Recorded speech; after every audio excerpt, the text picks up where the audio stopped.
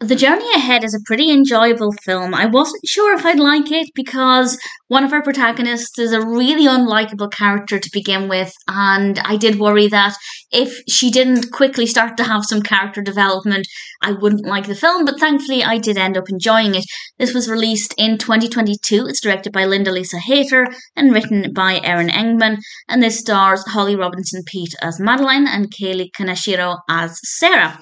And Madeline is our initially not very likable protagonist. She's a successful actress and she needs to get across the country from LA to New York, and she hires Sarah to drive her. And I don't really like road trip films in general, so that's also something that I wasn't sure I'd really care for, but actually it works really well. The places they stop at are quite interesting. We meet some characters along the way, and there's enough there to keep it fresh and keep it interesting. The narrative might not be the most fascinating or the most dramatic. It definitely is more of a character study of where both of these women are in their lives. They're both very different personalities as well, so they don't necessarily get on well to begin with, but as the film progresses, that starts to change. They start to influence each other, and they both get a chance to look at where they are in life and where they're going, and ultimately what it is they want to achieve. And I think both of them have a pretty decent character development, and it didn't take too long. I'd say it maybe took about half an hour for me to start liking Madeline. That's not to say she had significant character development within that time, but I think the wall started to come down and she started to be a little bit more believable in the way she responded to situations. I feel like the negative part of her personality was more of a front that she developed to protect herself.